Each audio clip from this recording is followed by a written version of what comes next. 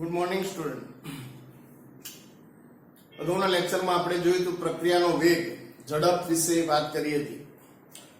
એનું એક્ઝામ્પલ લીધું હતું કે કોઈ સાધન અમદાવાદથી બરોડા જાય છે, કોઈ કાર, તો એને દરેક વખતે ટોટલ સમય સુધી એક સરખો સ્પીડ નહીં હોય, કારણ કે કારને વચ્ચે ખાડા વાળો રસ્તો બી આવે તો સ્પીડ ઘટી જાય, કોઈક વાર ટ્રાફિક નડે, કોઈક વાર બીજી ગાડીઓના અવરોધના લીધે સ્પીડમાં વધઘટ થતી હોય.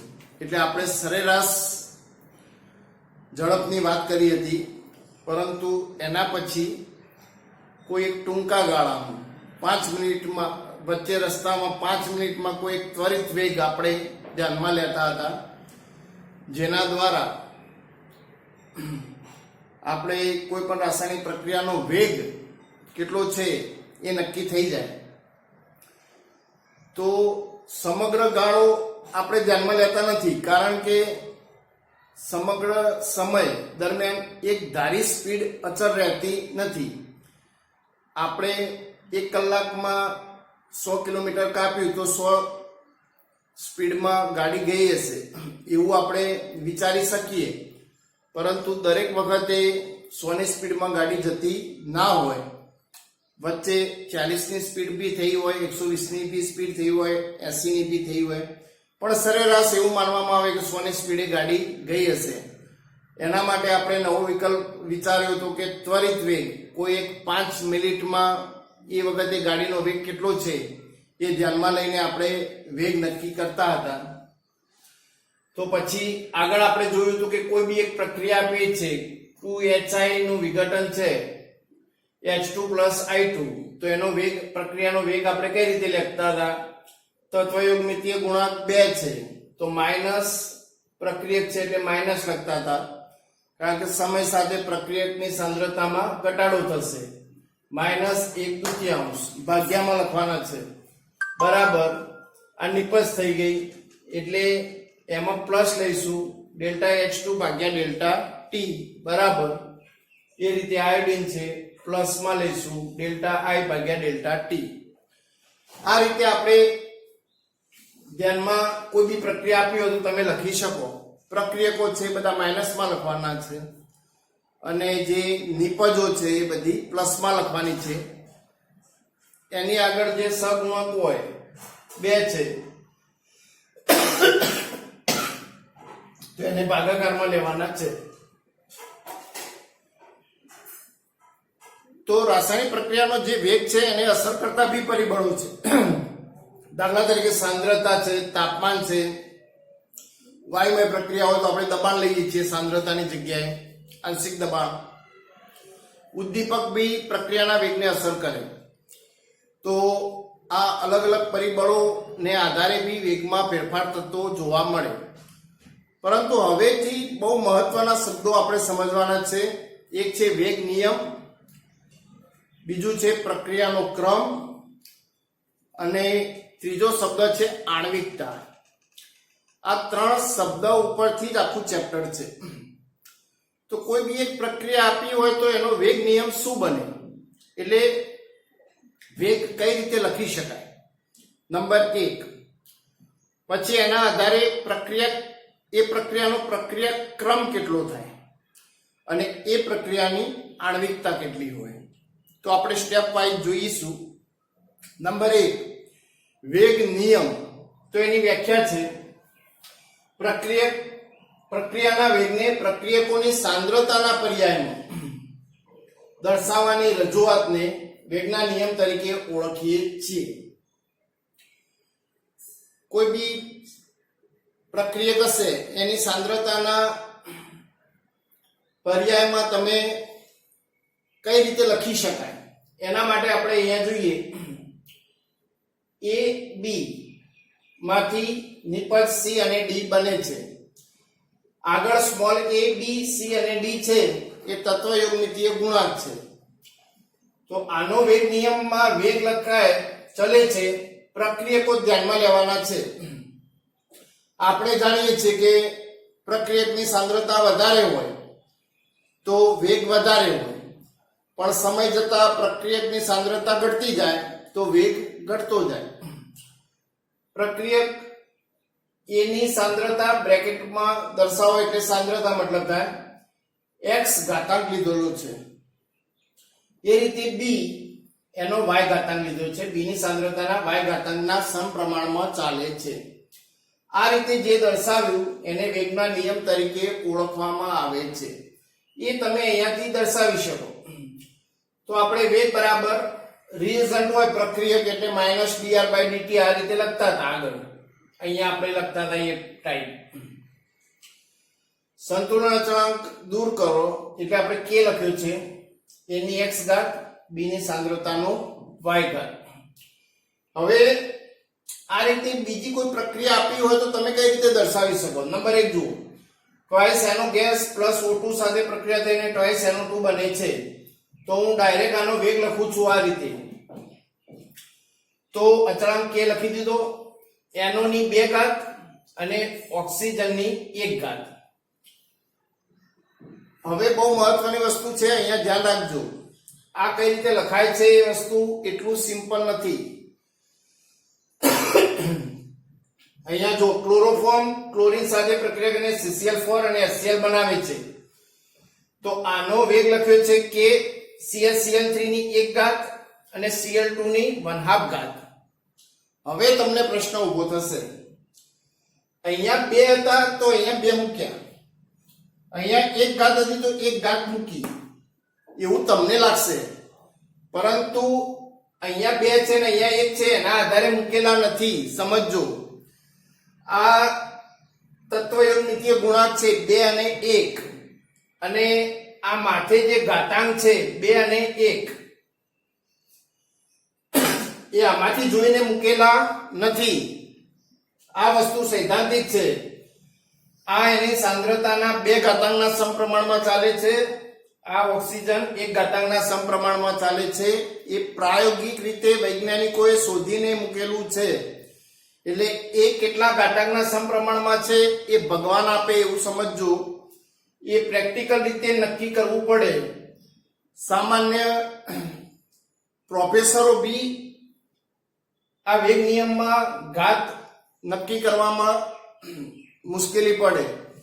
એટલે કહેવાનો મતલબ એવો કે વૈજ્ઞાનિકો પણ વારંવાર એના ઉપર અભ્યાસ કરીને એ સાચો નજીક શોધવાનો પ્રયત્ન કરેલો હોય, પણ એ સાચો હોય બી ખરો અને ના બી હોઈ શકે. પણ ઘણી બધી પ્રક્રિયાઓને અંતે જે અનુભવી વૈજ્ઞાનિક છે એ ના રીતે 2 અને 1 ઘાત માથે આવે એ પ્રાયોગિક પરિણામને આધારે નક્કી કરેલું હોય છે. જો હવે આ ક્લોરોફોર્મની ક્લોરીન સાથે પ્રક્રિયા કે CaCl3 અને Cl2 તો તમે લખી દેશો સાંદ્રતા, પણ આમાં 1 ઘાત આવે છે. તો આમાં તત્વયોગમિતિ ગુણાંક 1 જ છે, પણ એવી રીતે Cl2 નો 1 જ છે, સમજજો. પણ છતાં ઘાત કેટલી આવી? 1/2 ઘાત. એટલે આ ક્યાંથી આવી એવો પ્રશ્ન થશે દરેકને. તો 1/2 ઘાત એ વૈજ્ઞાનિકોએ પ્રેક્ટિકલ રીતે સાબિત કરેલી હોય તો તમારે આવી 5-6 પ્રક્રિયાઓ છે જે તમારે તૈયાર કરવી પડે કે આ પ્રક્રિયા આપી હોય તો ક્લોરીનના માથે 1/2 ઘાત આવે, સમજજો. પણ તમારે કોઈ MCQ હોય કે એક્ઝામ્પલ હોય તો આ ઘાત કરીને આપશે, એટલે એવું મુશ્કેલી પડે નહીં. પણ જે બુકમાં 5-6 પ્રક્રિયાઓ આપેલી છે એ તો તમારે તૈયાર કરી દેવી પડે. ક્યાંથી આવી એ તો આપણને ખબર ના પડે એટલા માટે. ત્રીજી પ્રક્રિયા છે એસ્ટરનું જળ વિભાજન. H2O સાથે કરો તો એસિડ અને આલ્કોહોલ છૂટા પડે. તો વેગ લખીએ, બંનેની આગળ 1 તત્વયોગમિતીય ગુણાંક છે, પણ એસ્ટરની 1 ઘાતના સમપ્રમાણમાં જાય છે, પણ પાણીમાં તત્વયોગમિતિ ગુણાંક 1 જ છે, છતાં બી જુઓ એ 0 ઘાતના સમપ્રમાણમાં જાય છે. એટલે એની ઘાત કઈ આવશે એ વૈજ્ઞાનિકો પ્રાયોગિક રીતે નક્કી કરે છે. આની સાથે સીધું સરખાવીને ડાયરેક્ટ મૂકવાની નથી. આ વસ્તુ ખાસ સમજો. આની ઘાત કુદરત આપે એવું સમજીને આગળ વધવાનું છે. તો પછી હવે જે ઘાતાંક છે ઉપર 2 ના ઘાતાંકના સમપ્રમાણમાં ચાલે છે અને 1 ના ઘાતાંકના સમપ્રમાણમાં ચાલે છે. હવે તમને બીજો શબ્દ કીધો હતો, આ વેગ નિયમ થયો. આ વેગ નિયમ આ રીતે કોઈ બી સમીકરણ આપ્યું હોય તો આ રીતે તમે લખો તો એને વેગ નિયમ લખ્યો કહેવાય. આ લખતા શીખવું પડે, પણ ઘાત આપણને ખબર નથી તો તમે અત્યારે તો x અને y લખી દો, પછી શોધવાની આવે કે x માં કેટલી ઘાત આવશે ને y માં કેટલી ઘાત આવશે ને એક્ઝામ્પલ આવે. પરંતુ આ રીતે વર્ણન કરવાની જે એક રીત છે એને વેગ નિયમ તરીકે ઓળખવામાં આવે. તો આ રીતે સમીકરણ ઉપરથી લખતા આવડવું જોઈએ. હવે બીજો શબ્દ પર્યાય જોઈએ છીએ, પ્રક્રિયાક્રમ. તો પ્રક્રિયાક્રમ જોવા માટે બીજો શબ્દ છે પ્રક્રિયાક્રમ. આના બી એમસીક્યુ પૂછાય છે. પ્રક્રિયાક્રમ શોધવો નક્કી સહેલો છે. કોઈ એક પ્રક્રિયા આપેલી છે, એનો વેગ આપણે લખ્યો છે કે એની x ઘાતના સમપ્રમાણમાં અને b y ના ઘાતના સમપ્રમાણમાં. તો આનો પ્રક્રિયાક્રમ કેટલો થાય? તો એની x ઘાતાંકમાં જાય છે અને b ની સાંદ્રતા y ઘાતાંકના સમપ્રમાણમાં આગળ વધે છે, એવો મતલબ થયો. તો ઘાતાંકનો સરવાળો એ પ્રક્રિયાક્રમ કહેવાય. તો x + y આ એનો જવાબ થયો. ઘાતાંકનો સરવાળો એ પ્રક્રિયાક્રમ કહેવાય. ઘાતાંકને તત્વયુગ્મિતીય ગુણાંક સાથે કઈ લેવા દેવા છે નહીં. આગળ 2 હોય 3 હોય 1 હોય એની સાથે કઈ લેવા દેવા છે નહીં. તો અહીંયા આપણે જે પ્રક્રિયાઓ જોઈ હતી એ પ્રમાણે તો આના સરવાળા કરો. ઘાતાંકનો સરવાળો ધ્યાનમાં લેવો છે. 2 અને 1 ટોટલ જવાબ કેટલો આવશે? 3. આમાં કરો 1 ઘાતના સમપ્રમાણમાં અને 1/2 એટલે 1.5 જવાબ આવશે. 1 + 0 એટલે જવાબ આવશે 1. તો આ રીતે ડાયરેક્ટ તમે સિમ્પલ શોધી શકો. તો પ્રક્રિયાક્રમ 0 હોઈ શકે, 1 હોઈ શકે, 2 હોઈ શકે, 3 હોઈ શકે, વધુ ના હોય. પાછું યાદ રાખજો, પ્રક્રિયાક્રમ 5 હોય 7 હોય એવું ના હોય. અપૂર્ણાંક હોઈ શકે. જો શૂન્ય ક્રમની પ્રક્રિયા હોય, કોઈને એવું લાગે કે ભાઈ આ H2O ની શૂન્ય ઘાત છે, તો જે શૂન્ય ઘાત છે એનો મતલબ એવો આપણે કરીએ છીએ કે સાંદ્રતાથી સ્વતંત્ર છે. એ પ્રક્રિયા શું છે? સાંદ્રતાથી સ્વતંત્ર. એ શૂન્ય ઘાતના સમપ્રમાણમાં પ્રક્રિયા આગળ વધતી હોય. આ બંનેમાં જુઓ 1/2 + 3/2 ઘાતનો સરવાળો લીધો. 3 ને 4/2 એટલે જવાબ આવશે ટોટલ 2. આમાં જુઓ 3/2 -1 એટલે આવી રીતે થશે 3 - 2/2 એટલે 1/2. આનો પ્રક્રિયાક્રમ તમારે ટીક કરવાનો તો 1/2. આમાં જવાબ આવશે 2. આનો પ્રક્રિયાક્રમ બંનેનો સરવાળો, આનો પ્રક્રિયાક્રમ બંનેનો સરવાળો, એ જે જવાબ આવે એ તમારે એમસીક્યુ માં ટીક કરવાનું થાય. આ રીતે પ્રક્રિયાક્રમ તમે નક્કી કરી શકો. ટૂંકમાં ઘાતાંકોનો સરવાળો. આટલું યાદ રાખજો.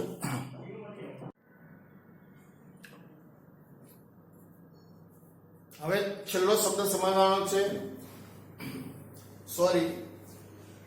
વેગ અચળાંક વિશે જોઈ લઈએ. પ્રક્રિયા વેગમાં કોઈ પ્રક્રિયા આપેલી છે, એનો વેગ નિયમ પ્રમાણે વેગ બરાબર k એની x ઘાત b ની y ઘાત. કેને આપણે વેગ અચળાંક કહીએ છીએ. વેગ અચળાંક જ્યારે પ્રક્રિયકોની સાંદ્રતા 1 મોલર હોય, 1 મોલારિટી ધરાવતા હોય તો આને વિશિષ્ટ વેગ અચળાંક તરીકે ઓળખી શકાય. તો આનો એકમ તારવવો હોય તો આ રીતે k ને સૂત્રનો કરતા બનાવો, વેગના ભાગ્યામાં આ જશે તો વેગ સાંદ્રતા પ્રતિ સમય. આગળ આપણે જોઈ ગયા આ એકમ આવે સાંદ્રતા પ્રતિ સમય ગુણ્યા સાંદ્રતાની n ઘાત. ગમે તેટલા પ્રક્રિયકો હોય, 1 હોય 2 હોય 3 હોય, પણ આપણે n ઘાત લખી છે. હવે અહીંયા સમજો, સમય ઇન્વર્સ થયો, નીચે છે એટલે ઉપર માઈનસ લખ્યો અને સાંદ્રતા ભાગ્યા સાંદ્રતાની n ઘાત એટલે સાંદ્રતા 1 - n. આ એક તમને કોમન એકમ મળશે. હવે આપણી પાસે શૂન્ય ક્રમ હોય, એક ક્રમ હોય, બે ક્રમ હોય, ત્રીજો ક્રમ હોય, તો આ કિંમતો મૂકતા જાઓ. દાખલા તરીકે અહીંયા 0 મૂકો એટલે સાંદ્રતાની 1 ઘાત રહેશે. સાંદ્રતાની 1 ઘાત એટલે સાંદ્રતાનો એકમ છે મોલ પ્રતિ લિટર અને સેકન્ડ ઇન્વર્સ સમયનો એકમ છે સેકન્ડ ઇન્વર્સ. હવે 1 મૂકો, 1 માંથી 1 જશે એટલે કેટલું રહેશે? 0. સાંદ્રતાની 0 ઘાત એટલે 1 થઈ જાય એટલે સમય ઇન્વર્સ સેકન્ડ ઇન્વર્સ એકમ રહેશે. હવે તમારે કોઈ રકમમાં આપેલું હોય, સમજો, તો એકમ ઉપરથી તમને ખબર પડી જાય કે આ પ્રક્રિયા કયા ક્રમની છે. કોઈ જવાબની પાછળ એકમ લખેલો છે સેકન્ડ ઇન્વર્સ, તો એકમ ઉપરથી તમને ખબર પડી જશે કે આ પ્રથમ ક્રમની જ પ્રક્રિયા છે. આ પ્રકારે મોલ પ્રતિ લિટર ઇન્ટુ સેકન્ડ ઇન્વર્સ લખીને આપેલું હશે તો તમને ખબર પડી જશે કે આ પ્રક્રિયા શૂન્ય ક્રમની છે. એટલે એકમ ઉપરથી તમે કયા ક્રમની પ્રક્રિયા છે એ પણ નક્કી કરી શકો. આ ટાઈપનો એકમ હોય, અહીંયા 2 મૂકો તો 1 - 2 એટલે -1 થશે. -1 થાય એટલે શું થશે? ભાગ્યામાં જશે. હજુએ તો સમય ઇન્વર્સ તો હતો જ, સેકન્ડ ઇન્વર્સ તો છે, પણ જે અહીંયા મોલ પ્રતિ લિટર ઇન્વર્સ હતો તો મોલ ઇન્વર્સમાં જતો રહેશે ભાગ્યામાં જાય એટલે, અને આ માઇનસમાં છે એટલે પ્લસમાં થઈ જશે. ટૂંકમાં આ એક યાદ રાખશો એકમ વેગ અચળાંકનો. તો એના આધારે તમે શૂન્ય ક્રમ, પ્રથમ ક્રમ, દ્વિતીય ક્રમ એ કિંમતો મૂકતા જશો એની જગ્યાએ 0, 1, 2. તો એના એકમો આપણે મોલ પ્રતિ લિટર ઇન્ટુ સેકન્ડમાં અલગ અલગ કયો જવાબ આવે એ શોધી શકાય. તો આ બાબત બી વધારે પડતી મોસ્ટ એમ્પી છે એમસીક્યુ માટે. ત્રીજો મહત્વનો શબ્દ હતો આપણે આણ્વિકતા.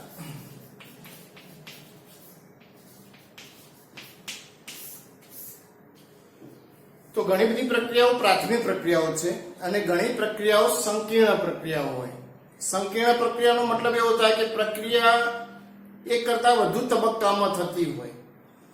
તો આપણે સિમ્પલ જોઈએ કે આણ્વિકતા કોને કહેવાય. કોઈ એક પ્રક્રિયા આપેલી છે તો એમાં આ એક પ્રક્રિયા આપી છે એમોનિયમ નાઇટ્રેટનું વિઘટન N2 + 2H2O. તો પ્રક્રિયકમાં એક જ અણુ, આયન કે પરમાણુ હોવો જોઈએ. તો અહીંયા એ છે તો આણ્વિકતા એ જ થઈ કહેવાય. તો એના આધારિત વ્યાખ્યા આ રીતે બોલાય: પ્રાથમિક પ્રક્રિયામાં ભાગ લેતી સ્પીસીઝ હોય, એમાં પરમાણુ હોઈ શકે, અણુ હોઈ શકે અથવા આયન હોઈ શકે, ની જે સંખ્યા જે છે એ એકબીજા સાથે અથડાઈને, પોતે અંદર અથડાઈને રાસાયણિક પ્રક્રિયાને પૂર્ણ કરે છે, પૂર્ણ કરવામાં સંકળાયેલ છે, તેને આણ્વિકતા કહે છે. તો જેટલા અણુઓની સંખ્યા છે એ એની આણ્વિકતા. એટલે આમાં મુશ્કેલ નથી. પ્રક્રિયા ક્રમ નક્કી કરવો એ વધારે મુશ્કેલ છે, એ પ્રાયોગિક બાબત છે. અહીંયા જુઓ, આ એક જ અણુ છે તો આની આણ્વિકતા થાય 1. પણ આમાં થોડો ફેરફાર છે. જો ઊંચી સાંદ્રતા હોય તો પ્રક્રિયા ક્રમ 1 આવશે, અને નીચું દબાણ કે નીચી સાંદ્રતા હશે તો પ્રક્રિયા ક્રમની વાત છે 2 આવશે. એક આણ્વીય પ્રક્રિયા હોય તો. પણ મોટા ભાગે અહીંયા જુઓ, HI ના 2 અણુ છે તો આની આણ્વિકતા કેટલી થઈ? 2. આની 1 થઈ આણ્વિકતા, આની કેટલી થઈ? 2. મોટા ભાગે 2 આણ્વિકતા હોય તો પ્રક્રિયા ક્રમ 2 જ આવશે. 3 આણ્વિકતા આમાં જુઓ, 2 NO ના અણુ છે ને 1 ઓક્સિજન નો અણુ છે તો 2 ને 1 આગળનો સરવાળો જ કરી દેવાનો છે મોલનો. તો અહીંયા કેટલો છે? 3.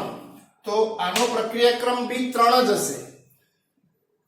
2 આણ્વિકતા હોય તો પ્રક્રિયા ક્રમ 2, 3 આણ્વિકતા હોય તો પ્રક્રિયા ક્રમ 3, પણ 1 આણ્વિકતા હોય તો પ્રક્રિયા ક્રમ 1 થાય એવું ના હોય. તો ઊંચી સાંદ્રતા હશે તો જ પ્રક્રિયા ક્રમ 1 થશે, અને નીચી સાંદ્રતા હશે તો પ્રક્રિયા ક્રમ 2 થઈ જશે. એ બધી પ્રાયોગિક બાબત છે. હવે વધારે સમજવા માટે આ સમીકરણ જુઓ કે ClO3 FeSO4 અને 3H2SO4. આમાં આણ્વિકતા ગણી આપણે 3, 6, 9 અને 1, 10. અહીંયા 1 છે. તો આનો પ્રક્રિયાક્રમ 10 થશે એ વાત ખોટી. આનો પ્રક્રિયાક્રમ 2 જ છે, કારણ કે આ સંકીર્ણ પ્રક્રિયા છે, એક કરતા વધુ તબક્કામાં થાય. હવે એ બી યાદ રાખજો કે આણ્વિકતા 3 હોય, એનાથી વધુ આણ્વિકતા વાળી પ્રક્રિયાઓ તમને બહુ ભાગ્યે જ જોવા મળે, હોય જ નહીં.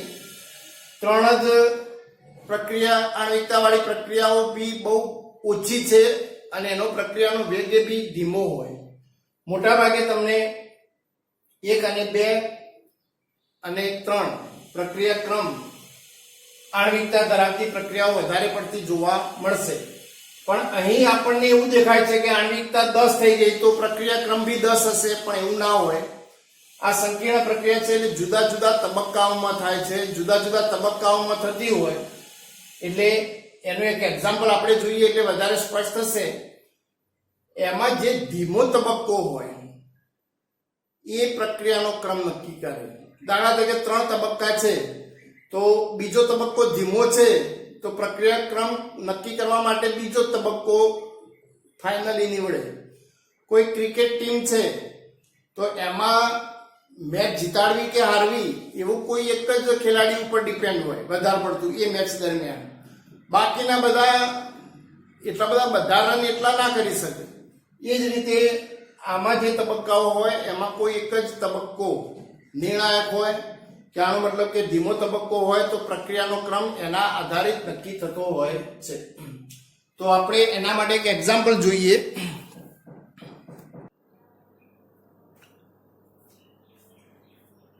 હવે લાસ્ટ આપણે જોઈએ હાઇડ્રોજન પેરોક્સાઇડનું આયોડાઇડ આયન વડે ઉદ્દીપિત કરીને એક આ પ્રક્રિયા બી છે, H2 અને O2 બને છે.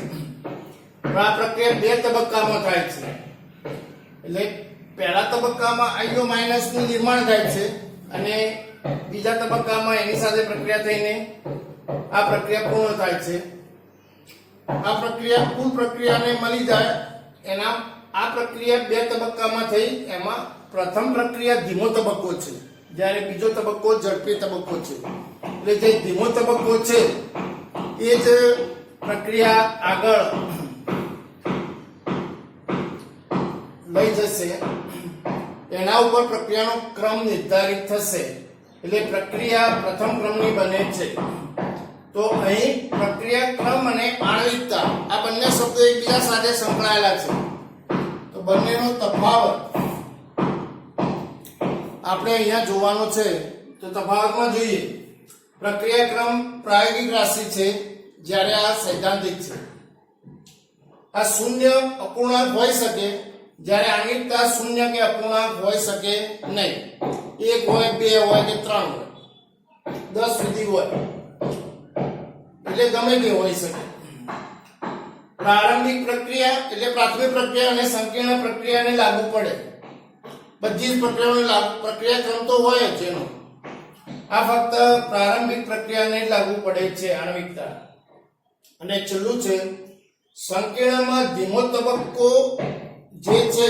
સંકીર્ણ પ્રક્રિયા હાલ જોઈએ એ પ્રમાણે આ પ્રક્રિયા 2 તબક્કામાં થાય છે, કોઈ પ્રક્રિયા 3 તબક્કામાં થતી હોય, પણ એમાં જે ધીમો તબક્કો હશે એના આધારિત પ્રક્રિયાનો ક્રમ દર્શાવે.